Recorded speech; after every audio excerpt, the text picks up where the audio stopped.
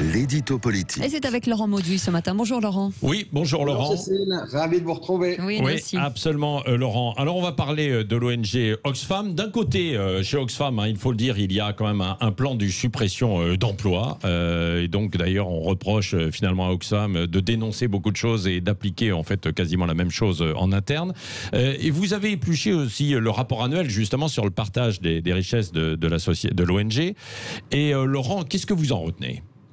Écoutez Patrick, j'en retiens des chiffres sidérants qui résument la folie du monde dans lequel nous vivons. Pensez par exemple que sur 10 ans, de 2009 à 2018, les dividendes versés aux actionnaires du CAC 40, donc les très grands groupes, ont fait un bond à couper le souffle de 70% et les salaires des PDG de 60%, tandis que les salaires dans les mêmes entreprises n'ont progressé que de 20% et le SMIC de seulement 12%. Autrement dit, les inégalités n'ont cessé de se creuser puisque au total, les dividendes des actionnaires ont progressé 3 fois plus vite que les salaires moyens pour atteindre 473 milliards d'euros sur la décennie, à tomber à la renverse. Oui, ça c'est vrai. Alors ces chiffres sont impressionnants. On a l'impression, Laurent, chaque année d'entendre les mêmes statistiques et rien ne change.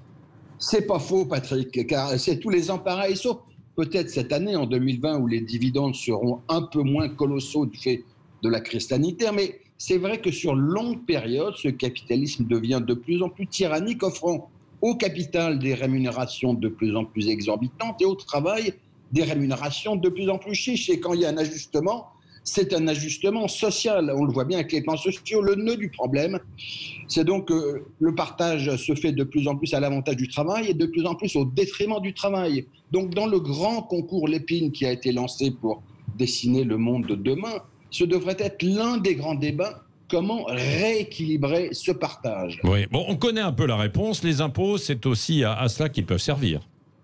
Exact, encore faut-il le vouloir, car quand Emmanuel Macron supprime l'ISF ou crée une flat tax, c'est-à-dire un impôt de seulement 30% sur les revenus du capital, on aboutit à l'effet inverse. La fiscalité accroît encore davantage les inégalités au lieu de les atténuer. Mais si les chiffres d'Oxfam retiennent l'attention, c'est surtout qu'ils soulèvent une question qui, à mon sens, est beaucoup plus lourde. Même si l'arme fiscale était utilisée dans le bon sens, de manière efficace, cela serait-il suffisant pour contenir des inégalités de plus en plus galopantes ? Pour ce qui me concerne, j'ai un doute.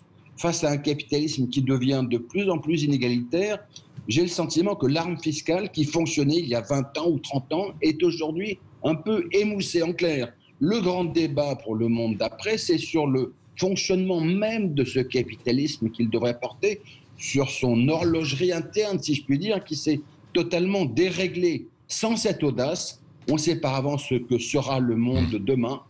Il sera comme celui d'hier, mais en pire. Merci à vous, Laurent Mauduit. Vous revenez tout à l'heure pour le petit déjeuner de l'actualité. Ce sera à 9h moins le quart. On reprend les bonnes habitudes et on parlera justement de ces vagues de licenciements. Yves de Kerdrel